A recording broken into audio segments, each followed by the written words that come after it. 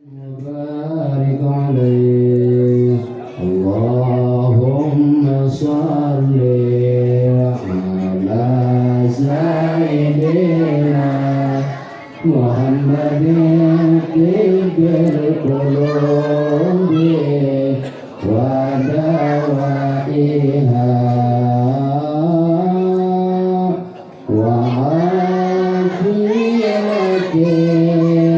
الأبدان وشفائها بنور الأبصار وضيائها اللهم صل على سيدنا محمد طب القلوب ودوائها.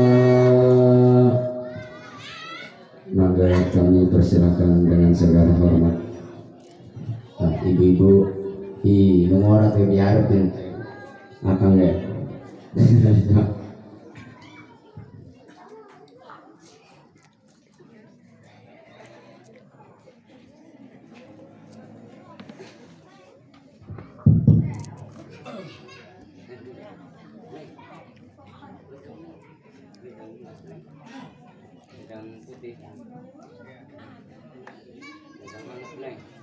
Assalamualaikum warahmatullahi wabarakatuh. Waalaikumsalam warahmatullahi wabarakatuh. Daun salam, daun samboja yang menjawab salam insya Allah masuk ke surga. Ibu mau masuk ke surga? Mau masuk ke surga? Mau? Pengen. Cuman ada syaratnya. Yang pertama harus ibadah kepada Allah Subhanahu wa Ta'ala. Yang kedua harus mati duluan. Ibu mau mati duluan? Mau gak mati duluan? Gimana maksudnya kalau gak mati mah? Sekali lagi. Assalamualaikum warahmatullahi wabarakatuh.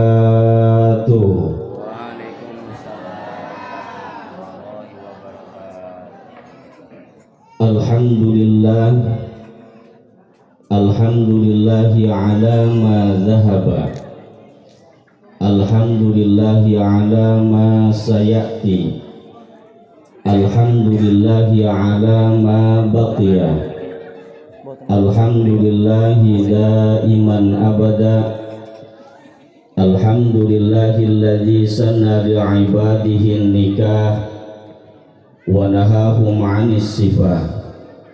Wassalatu wassalamu ala sayyidina Muhammad ibn Abdillah wa ala alihi wa sahbihi wa man tabi'ahu ila yaumis sa'ah. Amma ba'du, faqad qala Allah ta'ala fi kitabihil karim. A'udzu billahi minasy syaithanir rajim.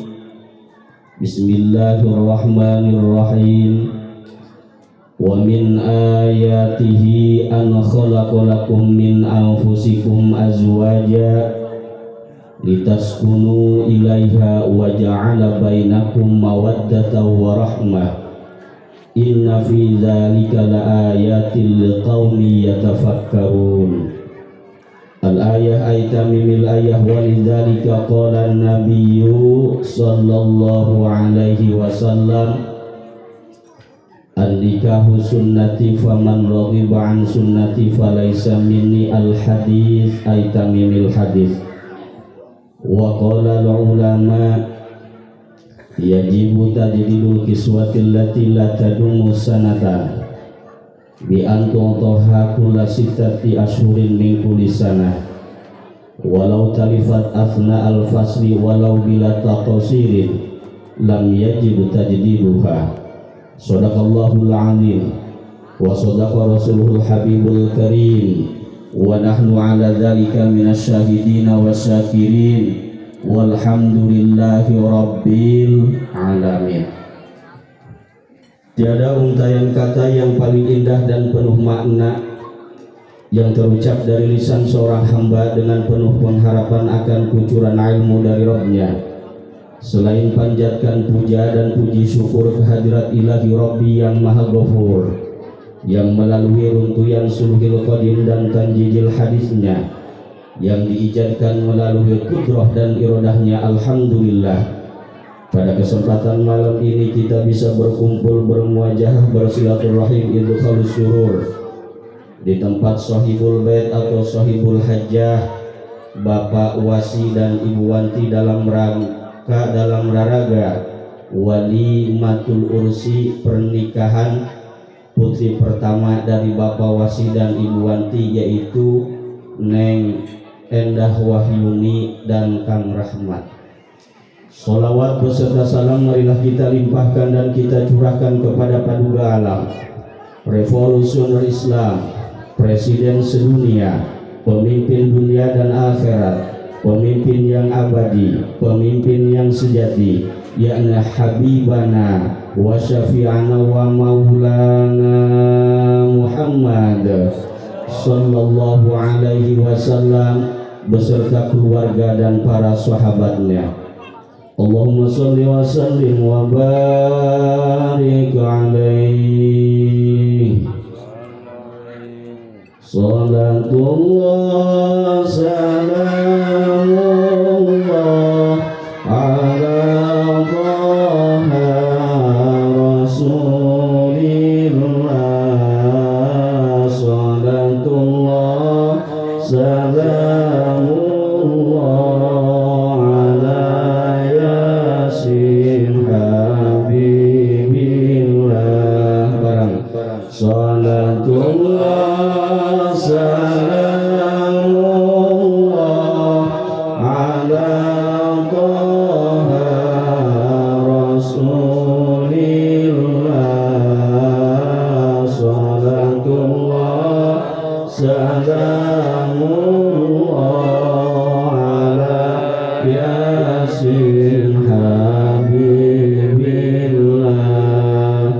Anak kecil bermain sampan, malam tiba nyalakan pelita.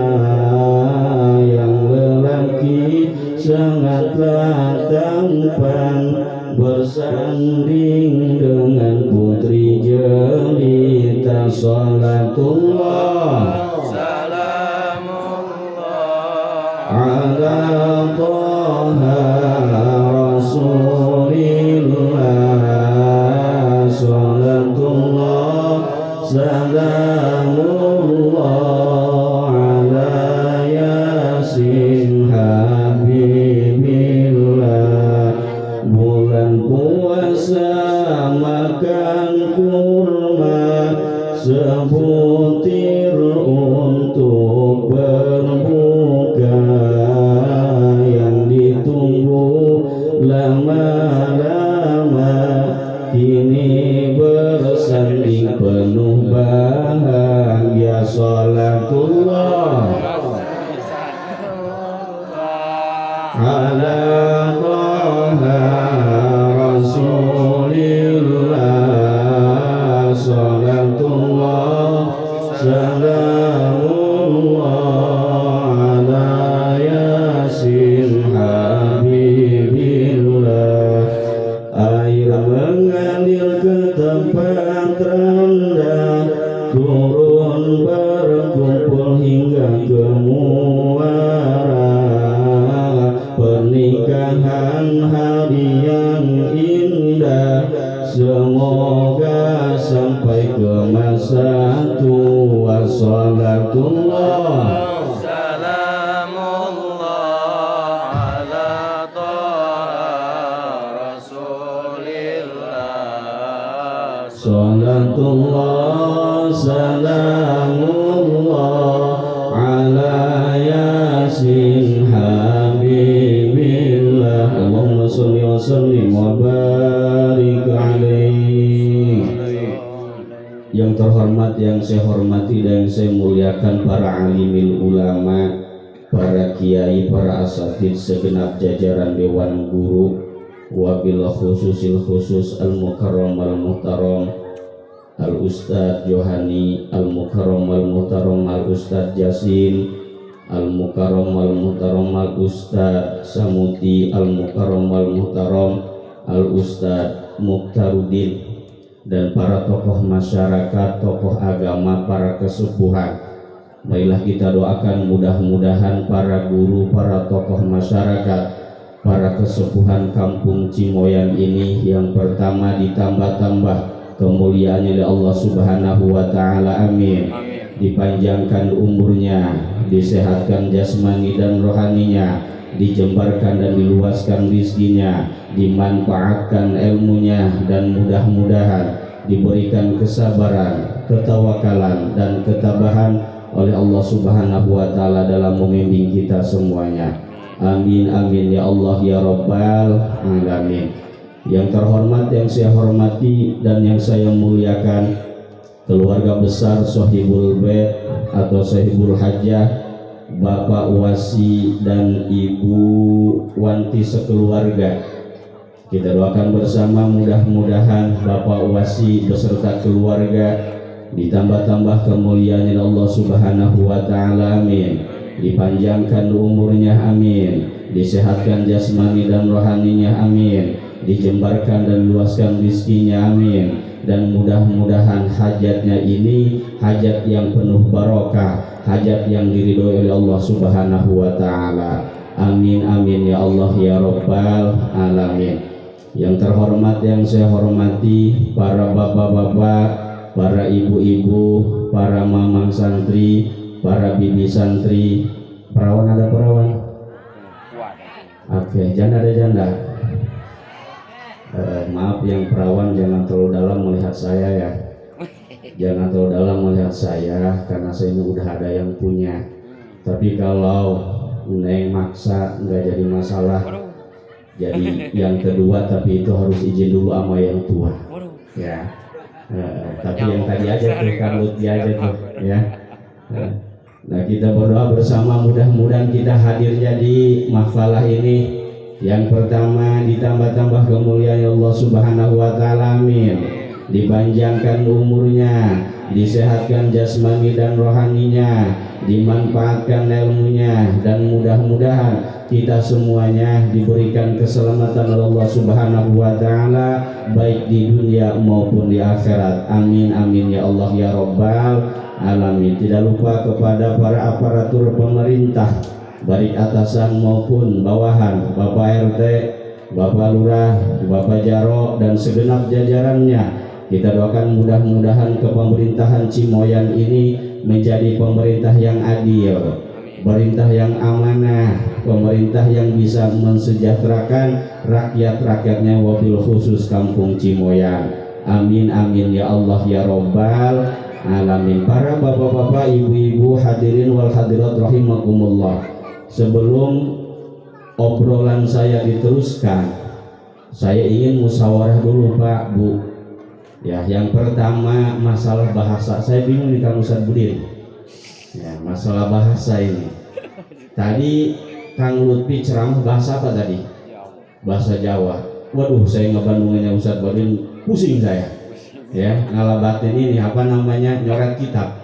Ya, iku sedanten cios, waduh kata saya ini, bingung saya ini, nggak ngerti saya ini, ya kan? Nah sekarang kira-kira kalau saya bukan balas dendam Pak Bu ya, kira-kira kalau bahasa Sunda setuju apa enggak? Setuju apa kalau bahasa Sunda? Iya bukan balas dendam, jadi pas gitu kan? Jadi Jawa versus Sunda, setuju apa enggak? Wah pada diam katanya nggak ngerti. Udah bahasa Indonesia, bahasa Indonesia setuju apa enggak? Setuju. Saya bisa bahasa Jawa, cuman bahasa Jawanya bahasa Jakro. Tahu bahasa Jakro Ibu? Jawa Kronjo Bu, Kang Ustadz Budin Bu. Jawa Kronjo. Pada bayar. Bahasa Kronjo Kang Ustadz Budin. Pada bayar. Pada bayar. Nah, kalau bahasa Arab mau bahasa Inggris siap? Siap bahasa Inggris, bahasa Arab siap? Bapak Ibu enak siap. Kalau saya ini pusing ini. Udah mah gemetaran, ini ngomong apa, pikiran kemana, hati kemana, waduh. Tapi ini Kang Lutfi, alhamdulillah tujuan saya ke sini yaitu idkhalus surur silaturahmi. Udah lama biasanya sama umi saya almarhumah. Kita doakan mudah-mudahan umi di alam kuburnya diberikan rahmat Allah Subhanahu wa taala, diangkat derajatnya moga Allah Subhanahu wa taala sehingga diterima amal ibadahnya. Amin amin ya Allah ya rabbal alamin. Ya udahlah gini aja Pak ya, Bu, bahasa gado-gado aja ya. Ya, gado-gado. Kira-kira gado-gado enak gak Kang Ustaz Budin? Mantap gado-gado. Enak. Itu tergantung Kang Ustaz. Ada dua. Yang pertama, gado-gado bisa jadi enak itu emang benar. Gado-gadonya buatannya enak. Ya, buatannya enak. Yang kedua, gado-gado bisa jadi enak. Sebenarnya gado-gado itu tidak enak, tapi yang bikinnya bikin enak melihatnya. Nah, jadi ada dua ya, gado-gado yang sebenarnya yang bikinnya tidak enak tapi enak dilihatannya. Maksudnya tukang dagangnya. Tapi ada gado-gado yang nggak enak, cuma nih yang punyanya enak. Apalagi perawat, apalagi jahe. Ya udah Kang Ustaz Budin, enak apa gado-gadonya? Wih, enak teman. Padahal mah nggak enak, tapi ngelihat tukang gado-gadonya enak gitu. Sebutnya jahe burung cek bahasa Sunda nama. Para bapak-bapak, ibu-ibu, hadirin jamaah rahimakumullah, alhamdulillahirabbil alamin.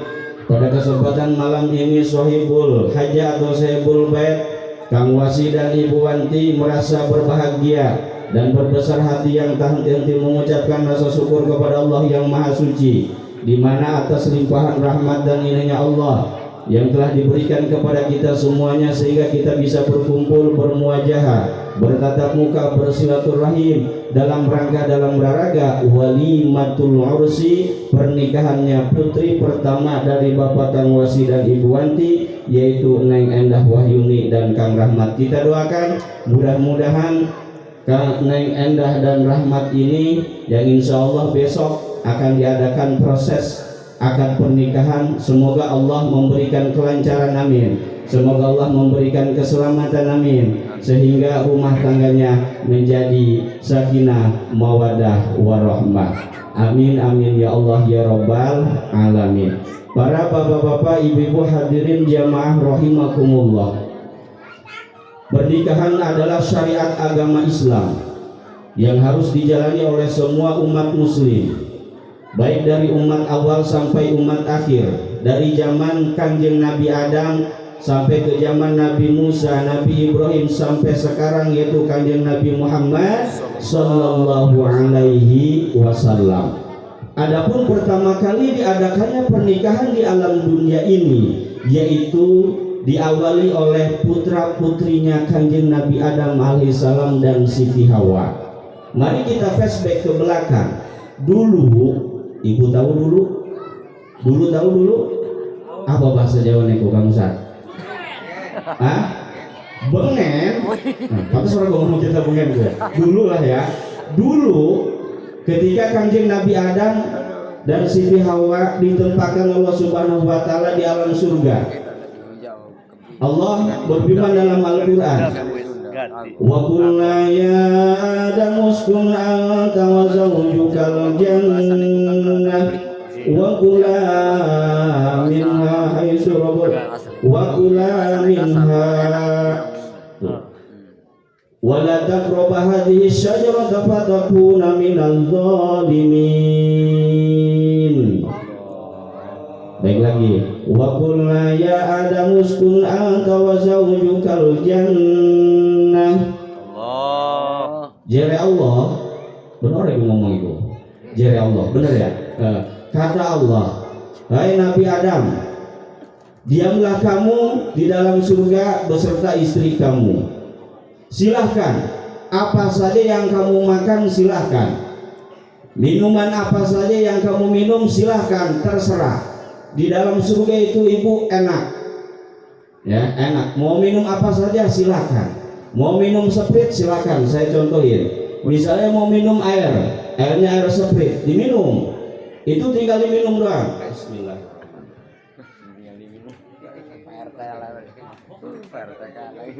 Tadi contohnya Sprite, tapi ini mah air putih. Tinggal mau makan apa? Mau makan anggur. Anggur tinggal ngomong doang. Di surga mah pengen anggur. Tapi di alam dunia kalau kita pengen anggur, syariatnya harus punya duit, harus beli dulu atau merintah kepada anak-anak ibu atau teman-teman ibu. Silakan beli anggur di mana? Pasar di mana pasar di sini? Pasarnya? Rau. Di pasar Rau. Beli anggur di pasar Rau. Jauh. Kalau di surga mah tinggal ngomong doang. Pengen anggur ada. Pengen jeruk ada. Nah itu enak.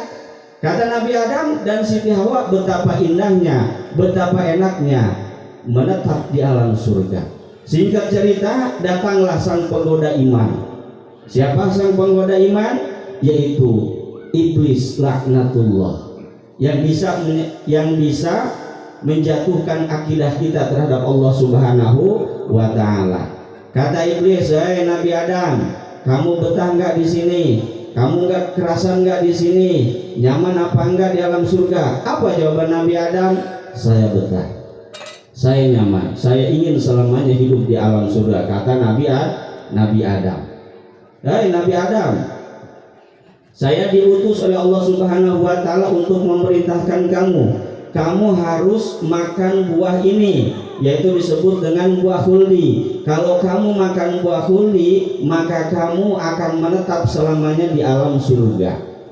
Tuh, bohong apa kagak tuh iblis? Bohong. Ibu, kira-kira itu omongan iblis bohong apa kagak? Jawab Bu, bohong apa kagak Bu? Bohong ya. Kalau berbohong itu berarti ibu suka ngebohong gak sama suami? Suka ngebohong gak sama suami? Ih, pada takut ya. Ya, itu iblis. Udah, apakah iblis ini pesimis? Tidak. Yang pertama Nabi Adam digoda, tidak tergoda. Yang kedua tidak tergoda. Yang ketiga tidak tergoda. Akhirnya Nabi Adam teguh pendiriannya. Secara hakikat rata-rata laki-laki itu teguh pendiriannya. Itu Nabi Adam alaihi salam. Pindah. Iblis ini ngegoda ke siapa? Ke Siti Hawa. Siti Hawa, gimana kamu nyaman hidup di alam surga? Nyaman, enak, tentrem. Saya ingin selamanya hidup di alam surga. Kata iblis, kalau kamu ingin selamanya hidup di alam surga, kamu harus makan buah ini, yaitu buah khuldi. Yang pertama tidak tergoda Siti Hawa. Yang kedua tidak tergoda Siti Hawa. Kata iblis, kalau kamu tidak makan buah ini, kamu akan dijatuhkan, kamu akan dipindahkan dari alam surga ke alam dunia. Yang pertama tidak tergoda Siti Hawa. Yang kedua tidak tergoda. Yang ketiga akhirnya tergoda. Makanya jangan aneh, di zaman sekarang rata-rata yang namanya wanita, yang namanya perempuan itu gampang digoda. Jawab Bu, jangan malu, gampang digoda. Bener apa enggak Pak? Bener enggak? Bener. Makanya jangan salah, rata-rata cewek itu gampang digoda. Contoh, Mang Ulum punya perempuan, Mang Ulum punya motor Vespa. Kata ceweknya, "Saya sangat cinta kepada kamu, selamanya ingin hidup bersama kamu.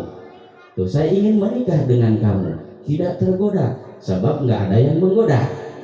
Datanglah warga Cimoya, membawa Avanza, membawa Fortuner.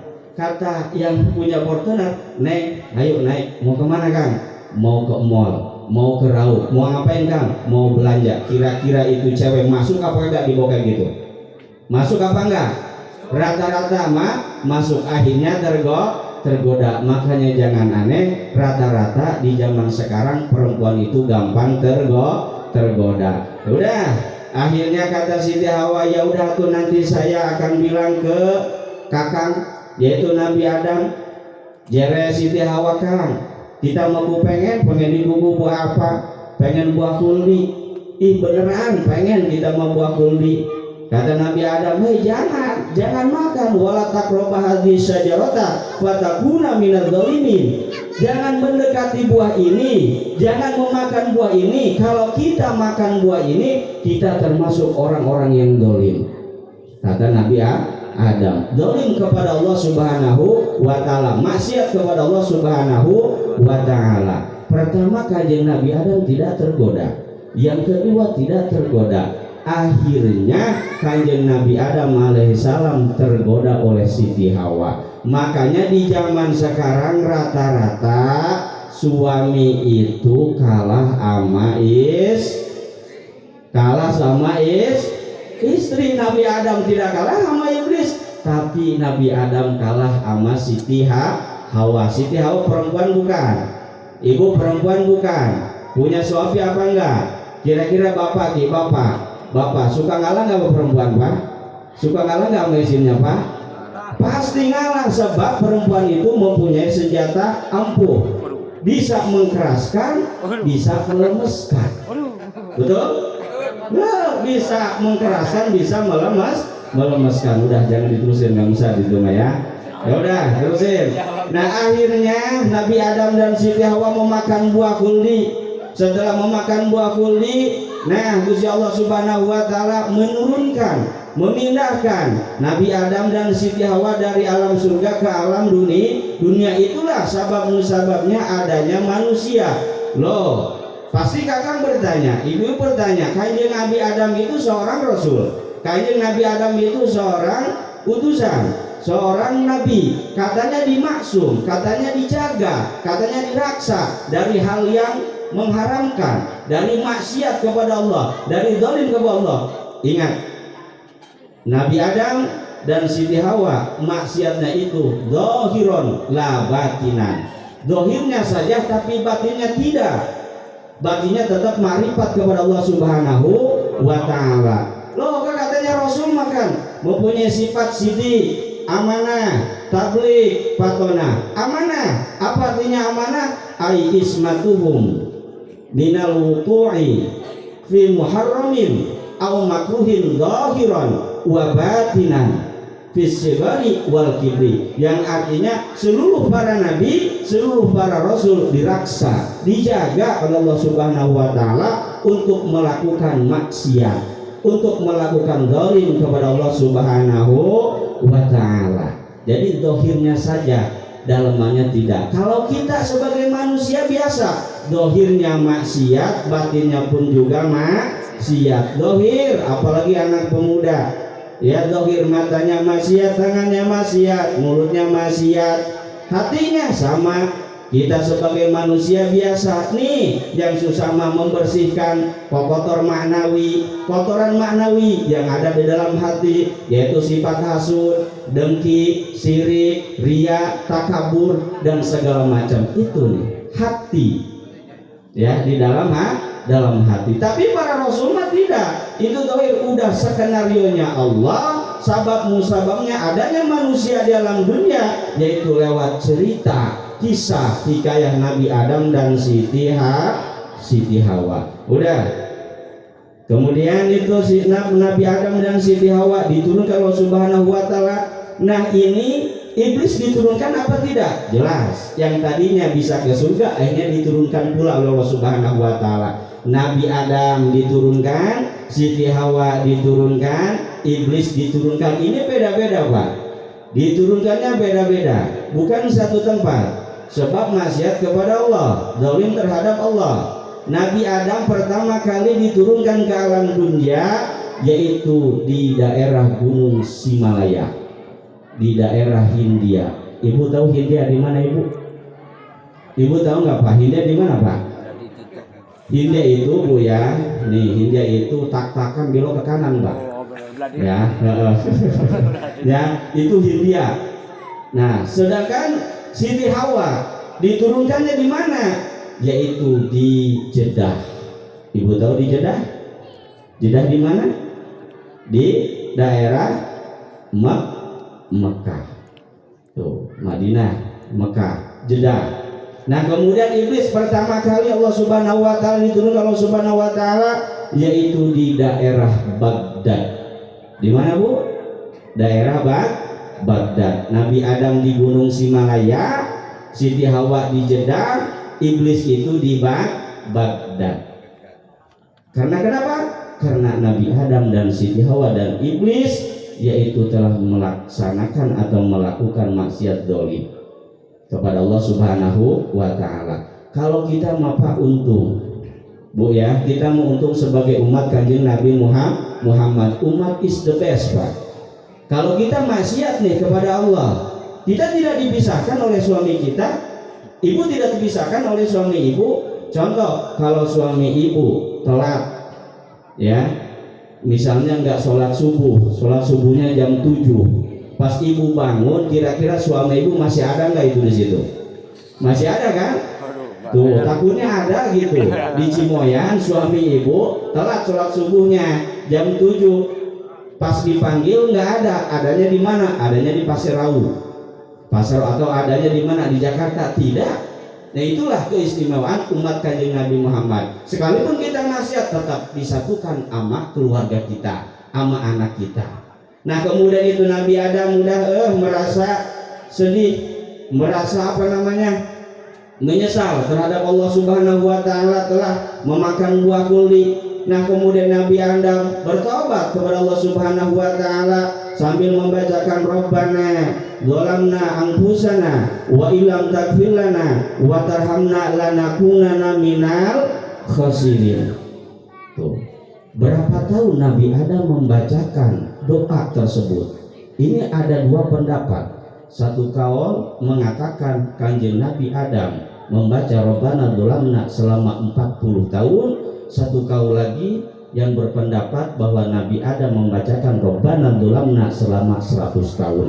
Baru diterima tobat Allah Subhanahu wa taala. Kapan diterimanya? Di mana diterimanya tobat Nabi Adam Allah Subhanahu wa taala? Yaitu di kota Mekah. Tanggal 1 bulan haji kemarin. Ini sekarang haji bulan berapa nih? Tanggal berapa ini sekarang ini? Hah? Tanggal berapa ini? Lebaran tanggal berapa lebaran kemarin? Tanggal 10 bulan haji, Selasa. Tanggal berapa kamu saat sekarang ini? Hampir 20 ya? 21 Dzul Hijjah. Nah, tanggal 1 bulan haji Nabi Adam alaihissalam diterima tobatnya Allah Subhanahu wa taala. Kalau kita masih sebagai umat Kanjeng Nabi Muhammad tidak tunggu lama-lama, Pak. Enggak ditentukan tempatnya, Nabi Adam ditentukan.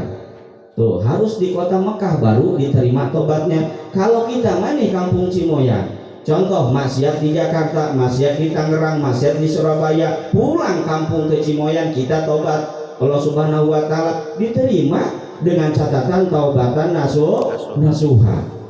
Tuh.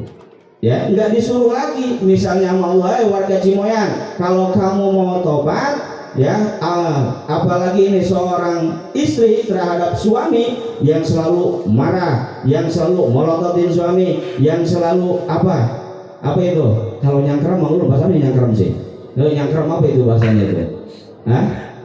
Kalau bahasanya nyangkrem sama suami, tobat harus di mana? Harus di Surabaya? Tidak. Harus di Jakarta? Tidak. Harus di Masjid Istiqlal? Tidak. Cukup di mana? Di kampung Cimoyan. Tetap diterima tobatnya Allah Subhanahu wa taala. Itulah keistimewaan umat Kanjeng Nabi Muhammad sallallahu alaihi wasallam. Singkat ceritanya, diterima tobatnya Nabi Adam alaihissalam, yaitu Allah Subhanahu wa taala. Dipertemukanlah Nabi Adam dan Siti Hawa di mana? Yaitu di Gunung Arfah. Bertemulah Nabi Adam di Gunung Arfah sama Siti Hawa. Kemudian Nabi Adam dan Siti Hawa mempunyai keturunan. Anak laki-laki, perempuan-perempuan, laki-laki, perempuan-perempuan. Akhirnya ditikahkan oleh Nabi Adam dan Siti Hawa. Sampai ke sini Nabi Adam, Nabi Ibrahim, Nabi Musa, terus sampai ke umat Kanjeng Nabi Muhammad sallallahu alaihi wasallam pada malam ini, besok pagi, yaitu yang akan dilaksanakan proses akad pernikahan saudari Endah dan Kang Mamat. Kita doakan mudah-mudahan Kang Endah, Neng Endah dan Kang Rahmat menjadi keluarga yang tentram, keluarga yang nyaman, akhirnya menyandang predikat sebagai keluarga sakinah mawaddah warahmah. Amin ya Allah ya Rabbal alamin. Jam berapa ini? Sore. Terus ini Bu? Terus sambil gini merem nih, terus katanya ngantuk kali ya. Para bapak-bapak, ibu-ibu, hadirin hadirat rahimakumullah, ketika dua manusia antara laki-laki dan perempuan, Kang Mamat dan Neng Endah, diikat oleh tali agama kemudian Kang Rahmat mengucapkan ijab kabul, disatukan dalam akad pernikahan, maka lahirlah sebuah hak dan kewajiban antara suami dengan istri. Sebab Pak, yang namanya pernikahan itu bukan untuk bercanda Bu.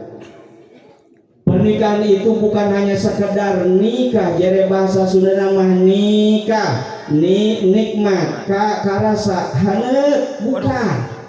Tapi ada hak dan kewajiban yang harus dilaksanakan oleh suami dan istri. Bahkan nanti besok Kang Mamat mengucapkan ijab kabul di depan penghulu, di depan para kiai, di depan para asatid, qabiltu nikahaha. Para malaikat yang di atas langit menyaksikan dan meneteskan air mata. Kenapa? Betapa beratnya tanggung jawab seorang suami terhadap istri. Betapa beratnya seorang pemimpin menanggung jawab keluarganya, baik di dunia maupun di akhirat. Kewajiban suami berarti haknya seorang istri. Begitupun juga kewajiban seorang istri, oh berarti itu haknya seorang suami. Maka dikatakan Allah berfirman dalam Al-Quran, hunna libasul lakum wa antum libasul lahun. Pernikahan ibarat laksana pakaian. Pakaian harus kita jaga, pakaian harus kita pelihara dengan sebaik-baik mungkin. Suami harus bisa menjaga jasmani dan rohani seorang istri, sama seorang istri juga harus bisa menjaga dan memelihara jasmani dan rohani seorang suami. Saya mau nanya sama ibu nih, Bu, mana suara ibu ini? Bu, kira-kira ibu nih kalau di rumah suami ibu lagi sakit suka ditanya apa tidak? Kalau suami ibu, bapak nih di rumah kalau lagi sakit suka ditanya apa tidak? Nah, ditanya apanya? Ditanya obatnya apa ditanya duitnya? Nah, duitnya. Tanyaku, kalau suami ibu lagi ngelamun, lagi pusing, tanya, Pak kenapa ngelamun aja? Ini nih kepala pusing katanya. Oh, langsung ibu beliin obat. 2 jam kemudian tanya lagi, Pak masih sakit enggak palanya? Masih sakit neng ini. Langsung bawa ke klinik. Kebetulan malam Jumat pulang di rumah. Nah 2 jam kemudian tanya lagi, Pak sakit kepalanya udah sembuh apa belum? Alhamdulillah ini pala sudah sembuh. Tapi ada pala satu lagi yang bikin pusing, yaitu pala bawah. Kira-kira di pala bawah nih, kira-kira dibawa ke kamar Aisyah atau ke kamar ibu? Hah? Kamar Aisyah atau kamar ibu? Kamar ibu. Dibawa sama zahir, batin, jasmani dan rohani. Nah sama, bapak juga harus bisa menjaga, memelihara jasmani dan rohani seorang istri. Tanya oleh bapak, Bu, ibu kenapa manyun aja dari pagi sampai siang sampai malam manyun aja? Sakit apa sih Bu? Tanya. Sama, pusing katanya. Langsung ke toko obat, beliin obat. Ibu masih pusing? Masih Bu. Paginya bawa ke toko baju dan ke toko emas. Insya Allah kira-kira sembuh apa enggak tuh? Sembuh ya? Sembuh. Atau iyalah toko, bawa aja ke toko baju sama toko emas. Liatin, udah lihat, udah bawa pulang lagi, nggak usah dibeliin. Jangan udah sembuh. Nah itulah setiap kewajiban suami itu ada haknya seorang istri. Makanya ada gini Pak, harus bisa menjaga. Jagalah istri, jangan kau sakiti. Gimana? Jagalah istri, jangan kau sakiti. Tangisnya istri, sedihnya bidadari. Jagalah istri, jangan kau sakiti. Doanya istri, senyumnya bidadari. Apabila istri marah, hati bapak ikut susah. Anak-anak salah tingkah, rumah tangga tidak berkah.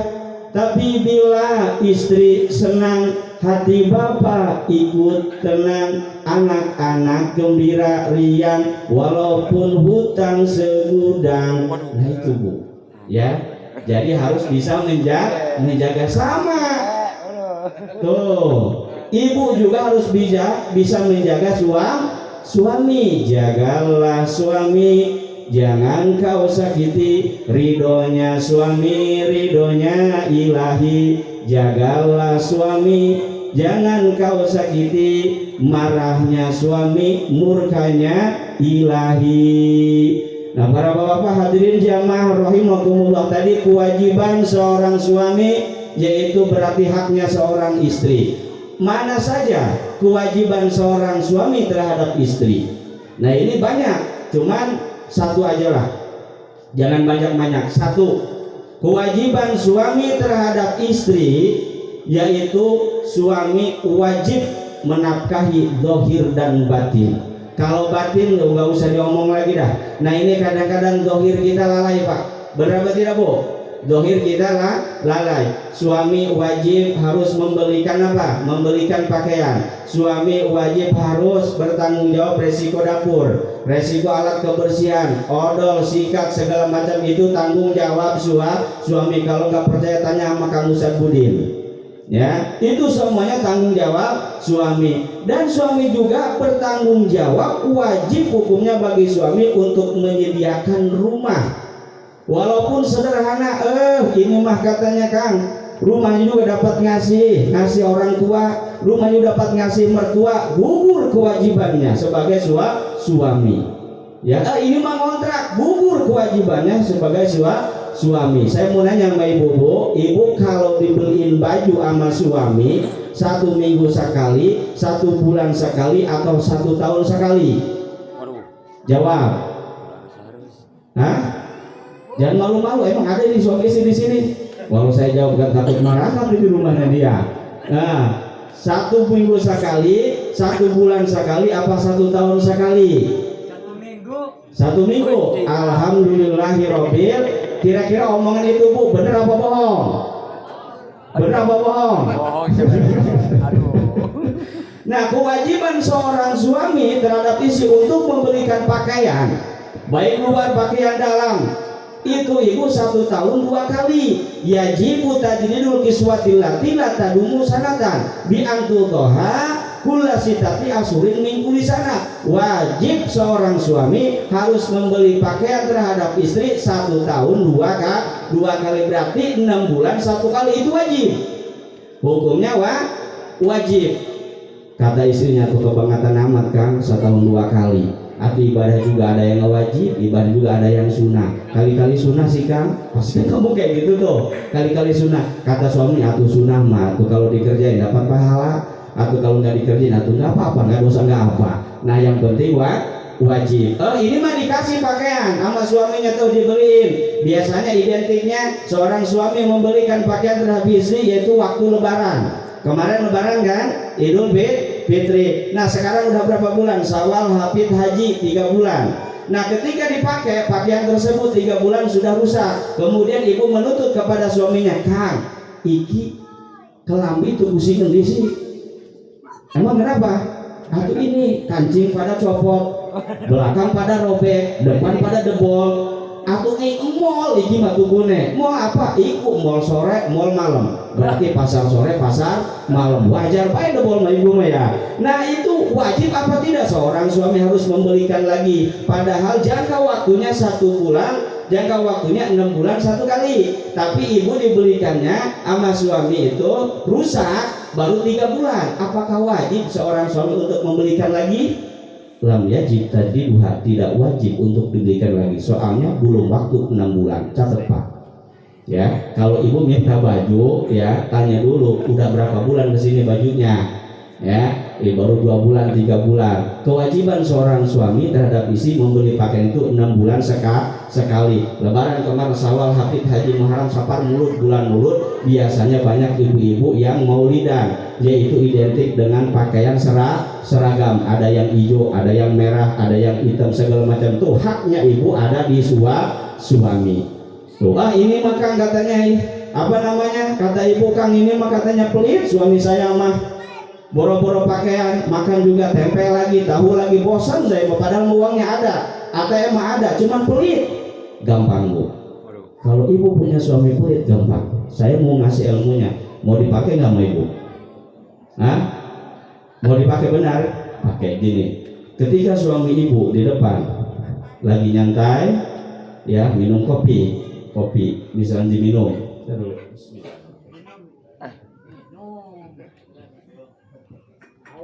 Ibu baru buru-buru pergi kemana? Pergi ke dapur, ya. Pergi ke dapur ambil panci. Tahu panci Bu? Iya panci. Ambil panci sama apa lagi itu yang mukulnya itu apa manggulung tuh? Yang pukulnya apa itu namanya itu? Hah? Yang mukul panci itu apa? Sodet apa? Sodet ya Bu ya? Sodet. Nah ibu di situ nanti sholawatan Bu, ya, yang keras supaya kedengar suami yang di depan. Gimana sholatannya? Sambil nabuh gini Bu. Kalau bahasa Sunda nabuh atau pukul. Gimana? Ya dana, ya dana, dana, ya dana, ya dana, dana, ya dana, ya dana, dana. Dia laki nih. Preman istri. Ya, waduh waras oraiku. Ya, ya dana terus. Masak nasi pakai dana, masak ikan pakai dana, masak sayur pakai dana, masak sambal pakai dana. Bener apa Bu? Bener ya? Bener kata suaminya. Atuh iyalah semuanya harus pakai dana. Kalau nggak ada dana nggak bakalan jalan, katanya dapur juga. Kata isin, aku itu ngerti, udah kesini uangnya, diem aja katanya ya. Udah Bu, rapnya langsung ya, pemungkasnya keluarin. Kalau tidak dikasih dana, kalau tidak diberi dana, jangan harap nanti malam buka celana. Pasti suaminya ya pusing. Udah langsung dah, waduh nggak kuat Siti, nggak kuat ini mah. Kalau malam-malam Jumat ini mah sunnah katanya bagi suami istri untuk hubungan malam Jumat. Ini tidak dibuka celana, waduh udah tuh uangnya tuh. Uangnya tuh uang 1 juta, ATM segala macam udah. Yang penting malam jangan sampai nggak dibuka celana. Sebab malam Jumat udah kaprah bagi suami istri melakukan hubungan suami istri, jima namanya, ya jima. Nah itu sunnah Pak. Kenapa disunahkan? Karena kalau Allah mengizinkan mempunyai sifat kudrah dan irodah ketika sperma seorang laki-laki ya menempel pada rahim seorang perempuan, dijadikan itu sperma anak, insya Allah anaknya menjadi anak yang soleh. Tuh anak yang soleh. Ibu pengen nggak punya anak yang soleh? Karena anak yang soleh itu akan menolong orang tuanya bukan di dunia, sampai ke akhirat nanti akan memberikan syafaat, akan memberikan pertolongan anak yang soleh terhadap orang tuanya. Tapi ingat, setelah Kanjeng Nabi Muhammad memberikan syafaat kepada umatnya, nanti pada kiamat umat awal umat akhir dikumpulkan di Mauqif. Apa itu Mauqif? Terminalnya akhirat. Semuanya ingin memberikan, semuanya ingin kepastian hukum dari Allah Subhanahu wa taala. Mau ke surga, mau ke neraka, Datang ke Nabi Adam tidak bisa, nafsi. Tidak bisa saya menolong kamu. Datang ke Nabi Musa tidak bisa, nafsi. Udah dewek baik. Sebab Nabi Musa mempunyai kejadian, Nabi Ibrahim mempunyai kejadian. Tapi ingat tadi, Nabi Adam masih ada zahirun nabatinan. Ibrahim kenapa berbohong kepada Raja Namrud? Karena itu mengandung atau tauriah bimana qarib, ada tauriah bimana ba'id. Awas jangan salah kaprah. Jangan kita ngomong kata ahli tauhid memang nggak boleh. Jangan kita manusia biasa, para nabi pun melakukan dosa, itu tidak boleh. Ya, aismatuhum minal wuqu'i fi muharramin aw makruhin zahiran wa batinan fi sigori wal kibri. Tuh. Udah ini setelah Kanjeng Nabi Muhammad memberikan syafaat umat awal umat akhir. Udah dapat nih pertolongan dari Nabi Muhammad. Sebab ibu-ibu Cimoyang rajin membaca sholawat, rajin membaca Quran, rajin membaca apa?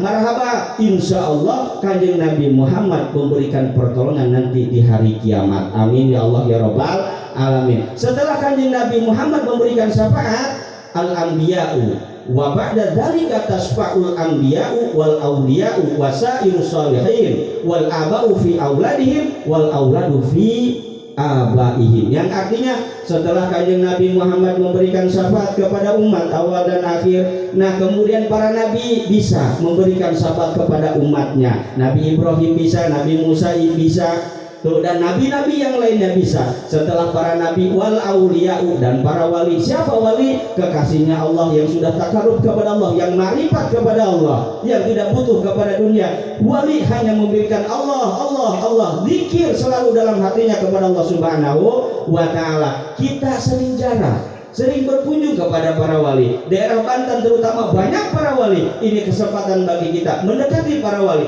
Tujuannya yaitu mengalap berkah dari Allah Subhanahu wa ta'ala melalui para wali. Gitu. Insya Allah nanti para wali akan memberikan pertolongan kepada kita semuanya. Amin amin ya Allah ya Rabbal alamin. Setelah para wali siapa? Wasairus sholihin, para alimil ulama, para kiai, para asatid, guru-guru kita. Makanya jangan suka nyepelekan para ulama. Ulama bisa memberikan pertolongan terhadap kita. Tuh ya, mudah-mudahan ulama di sini memberikan pertolongan kepada masyarakatnya. Amin ya Allah ya Rabbal alamin. Setelah para alimul ulama siapa? Wal aba'u fi auladihim, rombongan bapak yang mempunyai pangkat munggu Allah Subhanahu wa ta'ala, yang diberikan pangkat munggu Allah Subhanahu wa ta'ala, yaitu bapak ahli ibadah, bapak diberikan pangkat kiai, bapak diberikan ulama, bapak diberikan pangkat ahli ibadah takwa kepada Allah Subhanahu wa ta'ala. Itu seorang bapak bisa menyelamatkan, memberikan pertolongan terhadap keluarganya, anak, istri, cucu, dan semuanya akan diberikan pertolongan oleh wal aba'u fi auladihim. Yang terakhir wal auladu fi abaihim. Inilah ya, semua yakin para ibu bapak, harapan besar bapak menginginkan putra putri yang soleh. Sebab putra putri yang soleh akan menyelamatkan, akan memberikan pertolongan terhadap keluarganya. Wal auladu fi abaihim, anak yang mendapatkan pangkat untuk Allah Subhanahu wa ta'ala, yaitu anak yang soleh, yang anak selalu mendoakan terhadap orang tuanya. Karena kenapa? Ada hadis yang soleh, innallaha yarfa'u darajatal abdi fil jannah bi istighfari waladihi. Sesungguhnya Allah akan mengangkat derajat satu hamba yang sudah berada dalam kubur, orang tuanya sudah mati dalam kubur, bisa diangkat derajatnya oleh Allah Subhanahu wa ta'ala, dimasukkan ke alam surga. Sebab bi istighfari waladihi, sebab dipinta ampunan kepada Allah oleh anaknya. Jelas ibu? Pengen punya anak soleh? Pengen punya anak soleh? Harus di pesantren kan? Mokan sama aja. Harus di pesantren kan? Ya, udah. Nah lanjut. Sampai mana tadi itu? Lupa saya. Jam berapa ini? Waduh, jam 11. Ya, jam 11. Udah.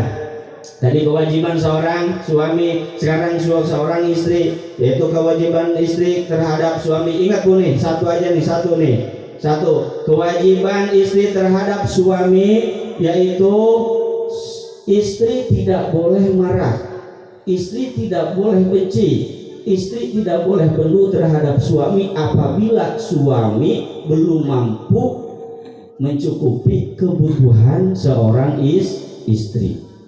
Dengar nggak Bu? Istri tidak boleh marah, istri tidak boleh benci, istri tidak boleh bendu apabila seorang suami belum bisa mencukupi semua kebutuhan seorang istri. Dengar Bu? Itu wajib. Harusnya bagaimana? Oh, mendoakan. Berdoa kepada Allah Subhanahu wa ta'ala, ya Allah ya Rabbi, mudah-mudahan ini suami saya yang kerja di Jakarta, yang kerja di Tangerang, yang kerja di Surabaya, mudah-mudahan diberikan keselamatan Allah Subhanahu wa ta'ala, diberikan rezeki yang melimpah, diberikan rezeki yang buah, dilancarkan usahanya, dan mudah-mudahan diberikan keselamatan Allah Subhanahu wa ta'ala. Doakan.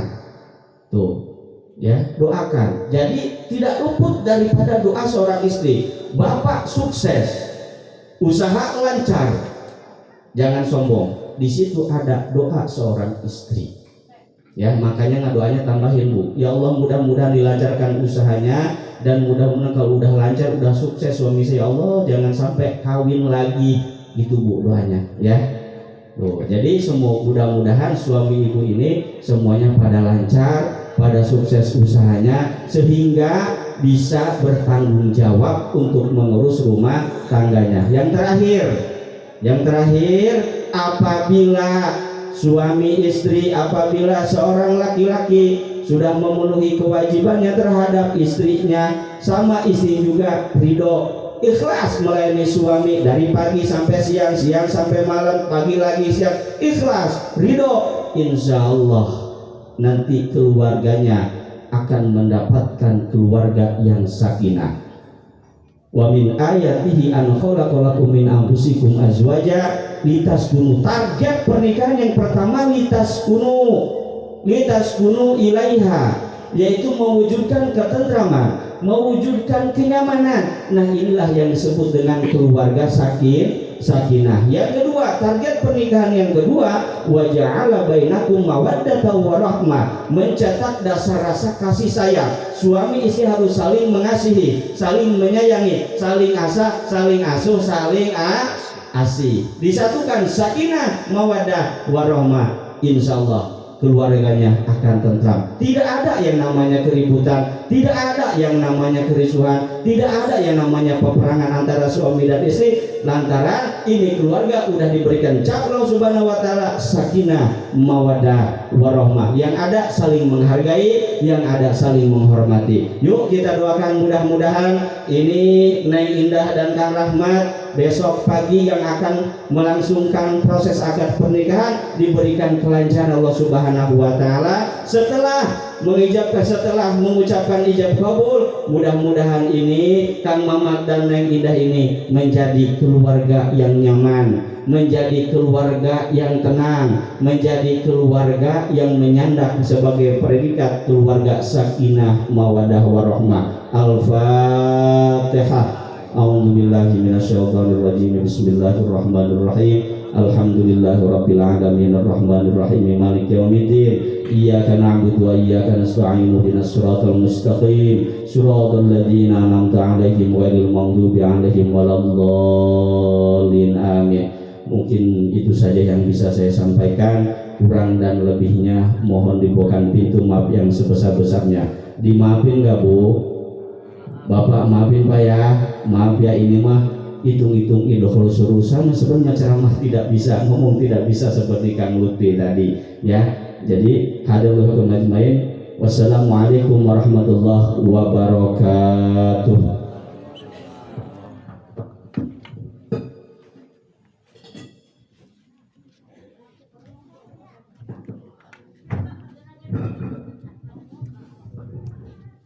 Waalaikumsalam warahmatullahi wabarakatuh. Maturkan ribuan terima kasih kepada guru kita yang dari